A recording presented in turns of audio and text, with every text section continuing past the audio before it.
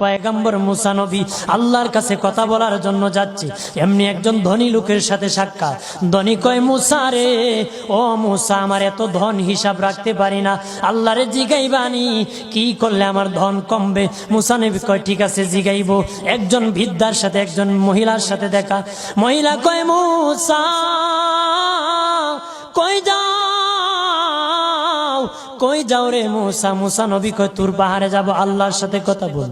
মুসা রে, আল্লাহরে জিগাইবানি, আমি গরিব মানুষ, আমি ভালো কিছু কিনতে পারি না, ছেলে মেয়েকে ভালো কিছু খাওয়াইতে পারি না, ভাঙ্গা ঘর, এত গরিব, ভালো করে ঘর বানাইতে পারি না, আল্লাহরে জিগাইবানি কি করলে আমার উন্নতি হবে, ধনী হব, টাকা পয়সা হবে, আল্লাহরে জিগাইবানি।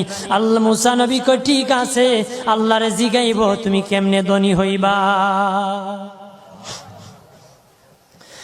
আল্লাহ নবী মুসা নবী তিন রাস্তার মোড়ে যা দেখে একটা লোক বসে আছে, তার দুই হাত নাই, দুই পা নাই, দুই হাত নাই, দুই পা নাই।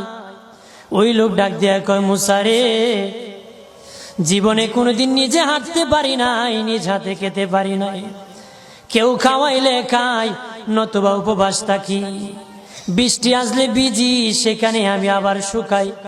ও মুসা, জীবনে কোনো কাজে দুনিয়ার লাগি নাই, আল্লাহরে জিগাইবানি কোন কারণে আমারে বানাইছে? আল্লাহ কয়, জিগাই মনে। মুসা নবী কয়, আল্লাহরে তোর পাহাড়ে মুসা নবী, মুসা ছিল কালিমুল্লাহ, কথা বলার প্রেম ছিল, কথা বলতো, কথা বলার প্রেম ছিল। কথা বলতে বলতে শেষ দিকে আল্লাহ গো, আসার সময় তিনটা লোক আমার কাছে প্রশ্ন করেছে। একজন লোক হলো ধনী, কিভাবে তার ধন কমবে গো? আল্লাহ বলেন, মুসা রে, তারে জানায়া দাও, যাকাত দেওয়া যেন বন্ধ করে দে, শুকরিয়া আদায় করা যেন বন্ধ করে দে, তাহলে আমি প্রভু আল্লাহ সুবহানাহু ওয়া তাআলা তার ধন কমায়া দিব। যদি শুকরিয়া আদায় বন্ধ করে, তাহলে ধন আমি কমাই দেব। এরপরে মুসা নবী বলে, ও মালিক, আল্লাহ একজন মহিলা বলেছে তার গরিব মানুষ গরিবী হালত যায় না, যত ইনকাম করে, তার একটা ভাঙ্গা ঘর, ভালো ঘর বানাইতে পারে না গো।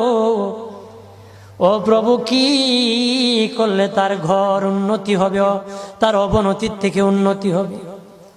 আল্লাহ বলেন, মুসা রে, মহিলারে জানিয়ে দিও, তারে আমি যা দিয়েছি তার উপর যেন সে শুকরিয়া আদায় করে। মুসা নবী বলে, মালিক, তিন রাস্তার মোড়ে গো আল্লাহ, একটা লোক তুমিও দেখতেছো যার হাত নাই, পা নাই। কত মানুষ হাত নাই গো, কত মানুষের পা নাই রে। আল্লাহ কত সুন্দর হাত পা দিয়েছে, কত সুন্দর জবান দিছে, শ্বাস দিতেছে আর নিতেছে। আইসিইউ লাইফ সাপোর্টে যদি একদিন তাকে 50-60 হাজার টাকা লাগে রে। 80 বছর, 100 বছর, 40 বছর, 25 বছর আল্লাহ হায়াত দিল রে। বলো রে শাস্তাগঞ্জের সুন্নি জনতা, আল্লাহরে জীবনে কয় টাকা তোমরা দিছো? কয় টাকা আল্লাহরে দিছো? এদের শ্বাস দিল, অক্সিজেন দিল আর নিল। অক্সিজেন যদি বন্ধ হয়ে যায়, প্রাণ বাঁচবে না রে। শ্বাস যদি নিতেও না পারো, জীবন শেষ, ছাড়তেও না পারো, জীবন শেষ। অক্সিজেন আল্লাহ দিল, বিনা টাকায় দিল, বিনা পয়সায় দিল, আল্লাহর শুকরিয়া আদায় করতে হবে। আল্লাহ কয়, মুসা, যেই লোক হাত পাও দেই নাই, তারে আমি বানাইছি জাহান্নামের একটা ছিদ্রি আছে, এই ছিদ্রিটা ভরার জন্য,